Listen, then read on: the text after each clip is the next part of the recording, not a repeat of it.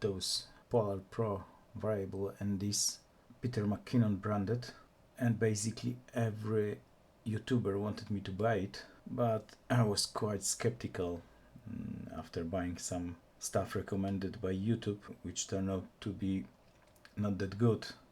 For example, Mavic Mini, ATEM Mini Pro, BenQ 270C monitor, some power tools I got recommended on YouTube. So I was quite skeptical, especially that this 6 to 9 stops filter costs $300, and you can buy really good lens like this Sigma 30mm 1.4 I'm recording on right now. So price for this thing seems ridiculous. The 2 to 5 stops is $250, and the price in my country is similar, so it's really expensive here.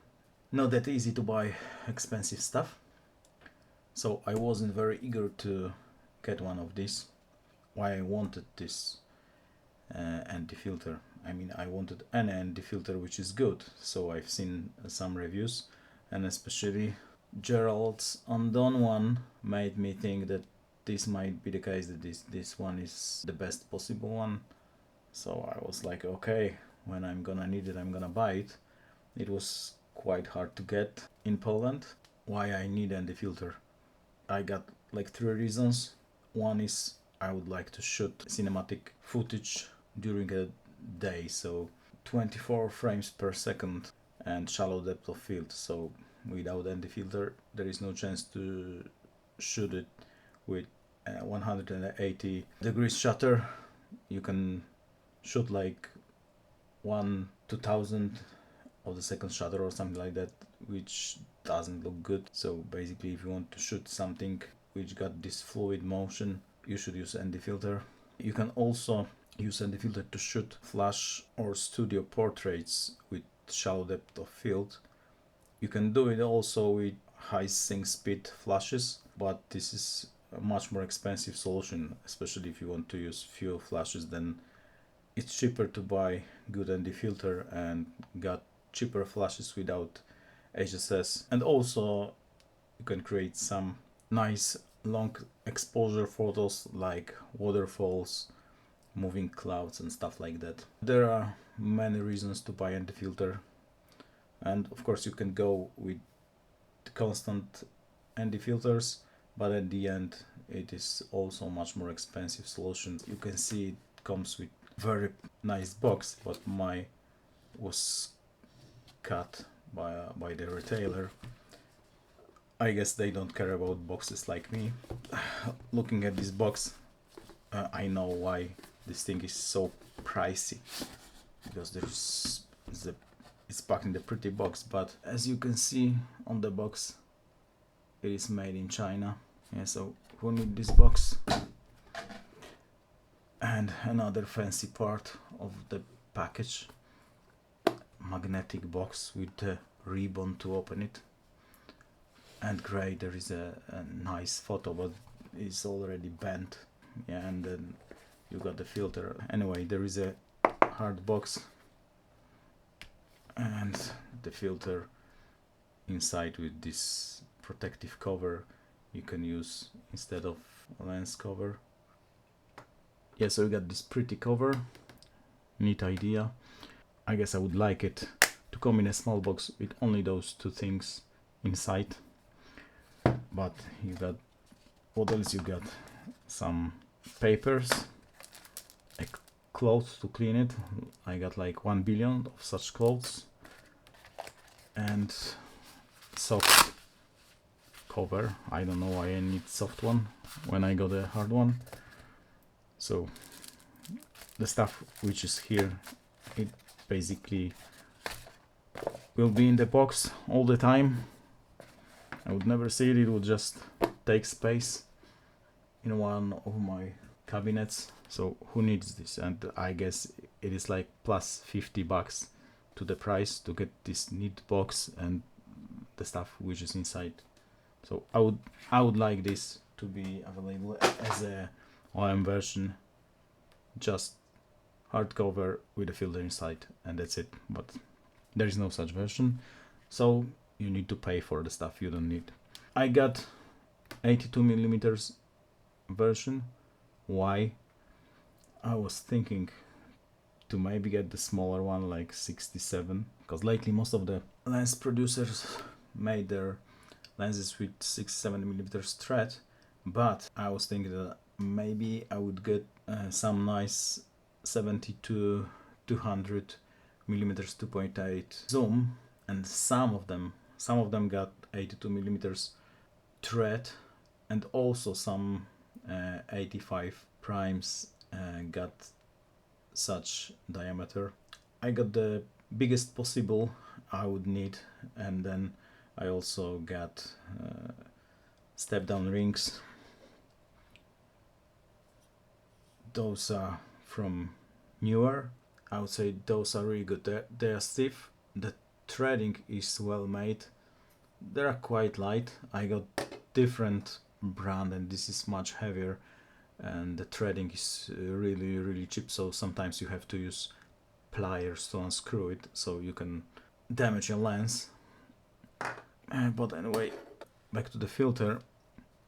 It seems to be really good quality, but there is one disturbing thing in my filter. So there is something that looks like it is cracked, but probably it is not that easy to see on the camera.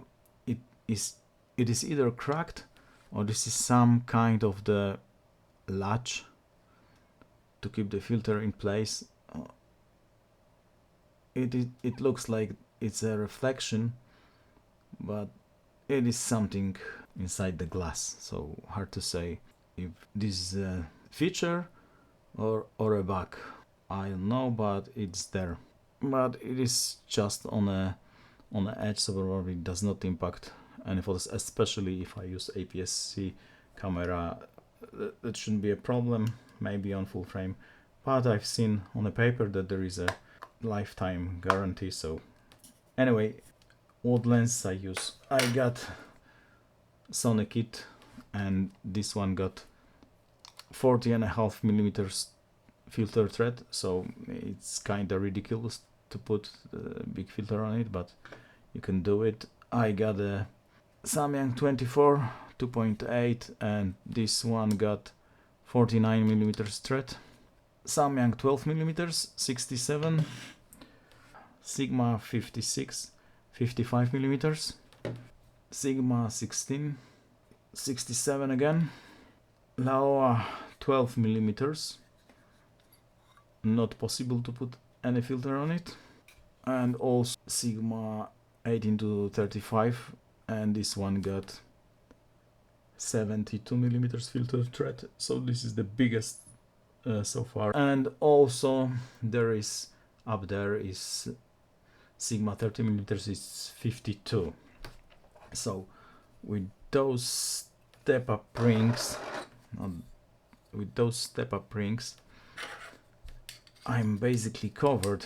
So and the filter is 82mm, so there is 82 to 77 and 77 to 72. So to put it on Sigma, I use those two. Then there is a 72 to 67, so 3 rings to put it on Samyang, and 16mm Sigma. Then to put on both Sigmas, you go down to 55 and 52. But then there is a surprise, because there is no 49mm, so there is no chance to put it on Samyang. But on this cheap one, I got 52 to 49, so I can screw it here. This cheap step up or step down rings are not that good. You cannot thread them correctly, at least easily, but at the end you can screw it in. So So if you want to put it on this lens, screw in those rings. This is gonna look ridiculous, but it works. There is no vignetting or something like that, so if something works, that means that that's the good solution. And you can do some back and forth moves to screw it in. And if you got it on the camera, then you can take out the cover, and you got 6 to 8 stops and the filter, and there are no hard stops, so I'm not sure it's good or bad, but so sometimes, yeah, you can just touch it and it moves. So I shot some flash portraits with it, some long exposure shots, few short videos, just test videos, nothing fancy, and it looks like it works, so I cannot complain. I'm taking YouTube reviews with a grain of salt, but in this case it seems to be okay, apart of the price. So the price is just crazy, and as I said before, I would like this to be available in some kind of the OM version, when you just got the filter cover and this hard box, and that's it. And for example, for even $50 less, it would be a better deal than having it with this ridiculous box you just open and throw to the trash can. So, but generally I would say it's a good product. Anyway, I could recommend this thing, so the hype was real, and I'm quite happy about the quality of that. So cheers, mate.